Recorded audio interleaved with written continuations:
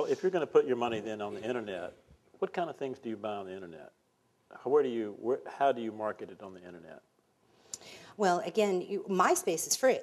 So that type of situation, building your own site, you had said a lot of people in here were entrepreneurs, and I noticed the gentleman that picked me up today, you have a MySpace site as well. You have a music site or a personal site? Music site. And that's free for you to set up yourself. Record companies are, in their IT division, are hiring people to basically go in there and mine for friends. But it's not like you buy advertising on there. Where you would buy advertising is you might buy a banner on a radio station. Where I spend a lot of my dollars is all of my smooth jazz radio stations have either a weekly, bi-weekly, or a monthly e-blast that they send out to people who sign up to be a loyal listener. I'm sure you guys have probably, you read the book Tipping Point? Or, okay. There's something very interesting. When you go and sign up at a radio station and say you want to be a loyal listener, you give them permission to market to you. So the smart radio stations now are taking those newsletters and they're selling those banners and they're selling opportunities to record companies. The initiative I was talking about for Paul Brown, we were going to buy into the e-blasts for all the radio stations to for an awareness factor. In New York, to be a standalone e-blast to the 100,000 people that are in their database is $2,500. In Chicago, it's $3,000, but you also get to have, I think it's 148 spins on their stream, not on their broadcast, because in the streaming technology, they can't have the same advertising running on the same thing, so they're those 3-minute blocks. Well, now you can buy into that block as like an infomercial. And so we are spending a lot of money doing those types of things. What if you were an independent artist and you really didn't have a lot of money to spend? How would you market yourself on the internet? Well, again, I go to MySpace. Again, I'm on that jihad, and there's 120 million people on there.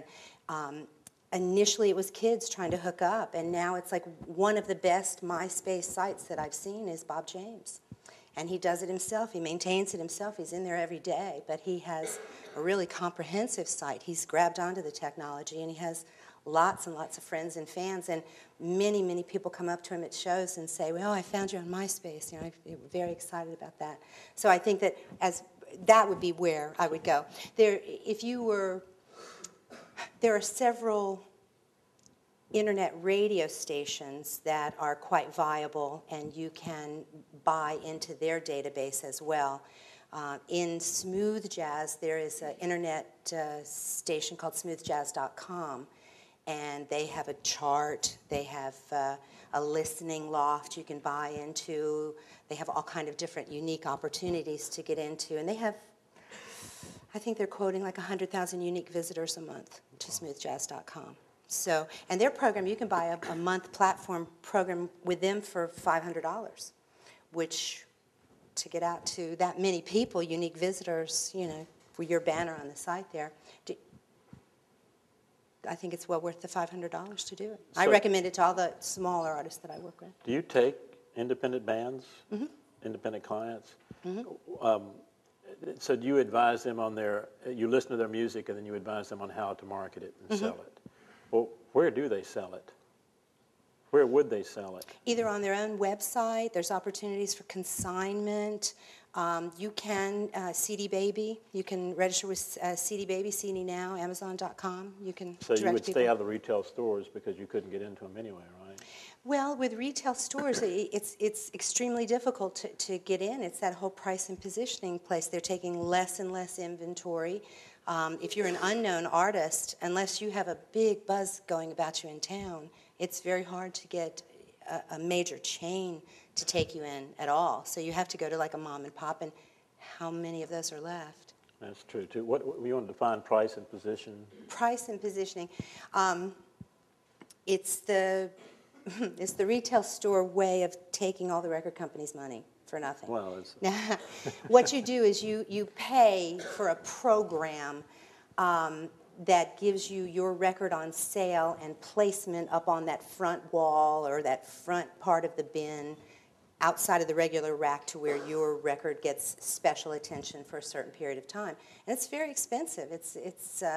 Some of these stores charge quite a pretty penny, and if you're trying to, say, put a, oh gosh, what's the new record that just came out today? The new Incubus came out today.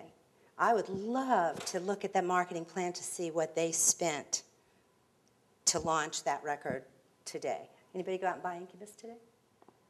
Anybody like Incubus? What do you figure they spent? Conservatively, probably about, oh God. Oh, I can't even make an educated guess anymore because I haven't, I would think probably about $250,000. So a large number. A large number, yeah. So the major companies still exist because they can do that. They can lay out that $250,000 and not blink. Well, but they wouldn't do it for Joe Banana and the Peels. No. They would only do it on an artist that they were expecting that was going to sell platinum or gold or better, you know. Yeah, and the same thing is true with radio. You mentioned internet radio. Do you advise your clients on how to market their records on the radio, the terrestrial radio stations? Well, that costs money as well, right? I mean, well, if you're buying, basically what I do is I try to get my clients airplay, which we don't pay for.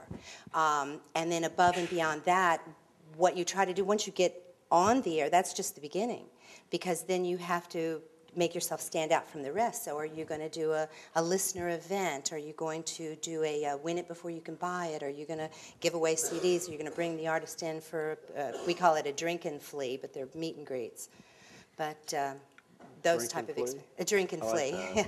The artist used to call them a drink and flea kind of thing. so so then you would spend your radio budget on those kind of things after you're going to spend some money just getting the records out to the radio station. Right. You're obviously not going to pay for radio play because that would be illegal. Right. And, if Mr. Spitzer is listening. Yeah, well, I think he probably isn't, but Yes. he did take on all those major companies and made a difference.